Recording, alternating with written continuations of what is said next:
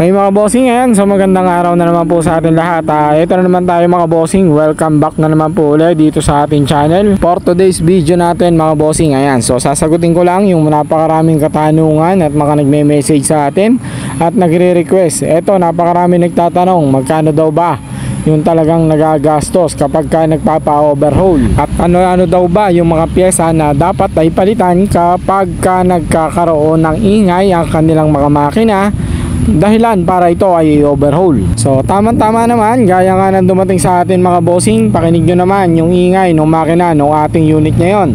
So ngayon, ito ipapakita ko sa inyo at i-breakdown ko na rin yung mga pyesa na kinakailangan palitan or ano yung mga po pwedeng maging masira ng inyong mga unit. Okay, so ayan, makikita nyo mga boss, baklas na yung ating makina at ito yung isa sa main issue nyan. Ito mga bossing, yung tinatawag nating connecting rod or yung crankshaft AC. Okay, so dito i-check muna natin at papadinig ko sa inyo mga bossing kung paano i-check yung ating connecting rod kapag sira yung ating sigunyal.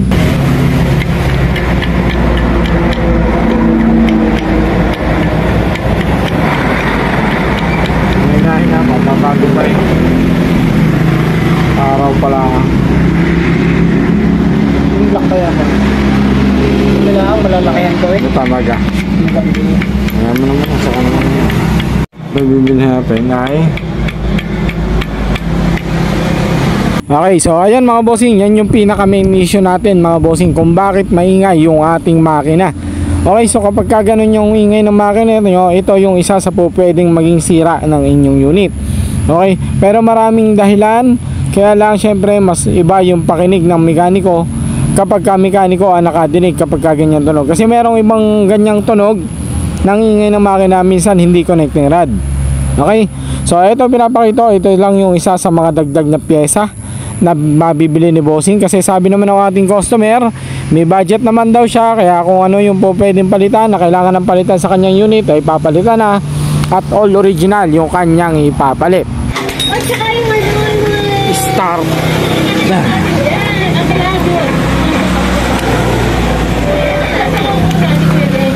Ano?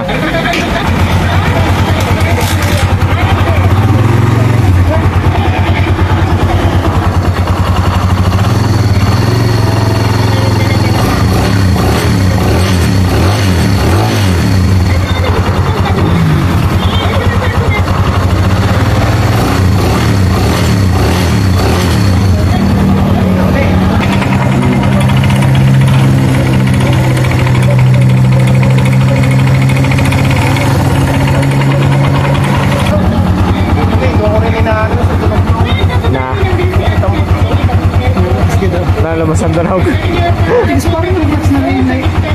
Tayo, lalagyan na lang natin ng ano, rice ha.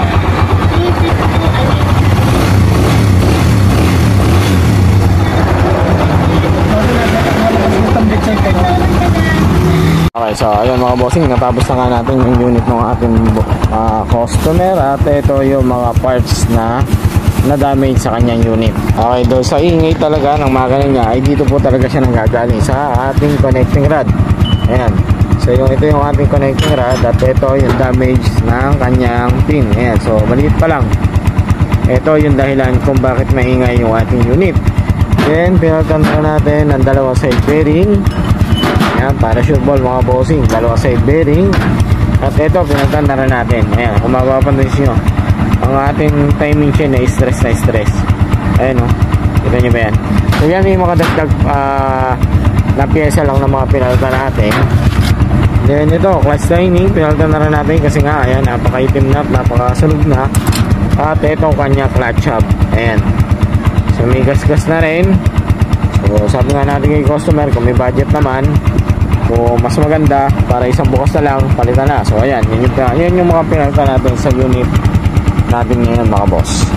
At ayan, ito nga mga bossing yung resibo ng ating customer na pinamili niya na pyesa. Sa labas siya lahat kasi ito binili mga bossing. At ito, i-breakdown ko yung price ng ating mga pyesa. Okay mga bossing, ayan. So ito, bin-breakdown ko na yung mga pyesa na binili ni customer sa labas. So itong mga pyesa ng itong mga bossing ay sa labas po ito binili ng ating customer.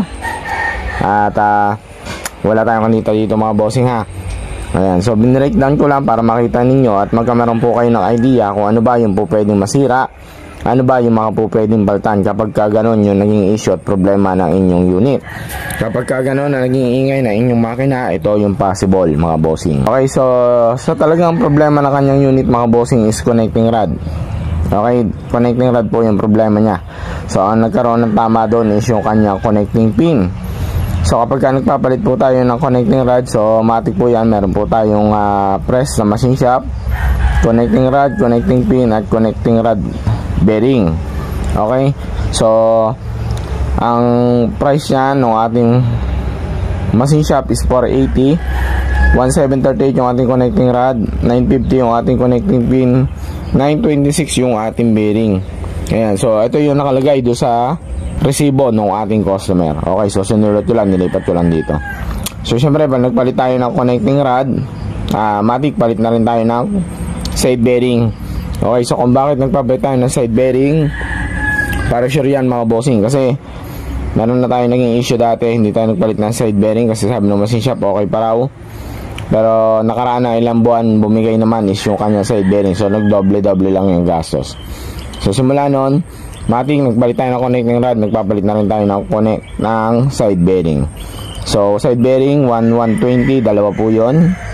So itong mga piyesang ito ay mga dagdag lang.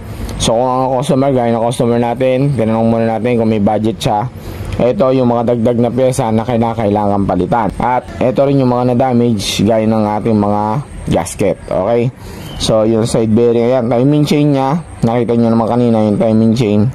Yung presyo na timing chain is 1205, clutch lining is 1225, clutch hub natin, grabe ang mahal nun, 2295.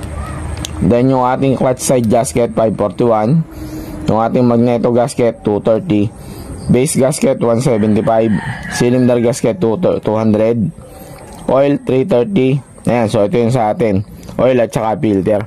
Okay, so itong lahat na ito mga bossing, all original parts po ito, wala po dito local. Okay, so ang naging total nung parts ng kanyang unit is 11,475.84 plus labor mga bossing. So yung labor is nakabase kung saan kayo magpapagawa, kung ano yung talent fee ng inyong mekaniko, kung saan man lugar kayo nagpapagawa. Yun lang po yung dagdag sa price. Pero sa parts mga bossing, ito yung possible na pinalitan natin dun sa ating customer.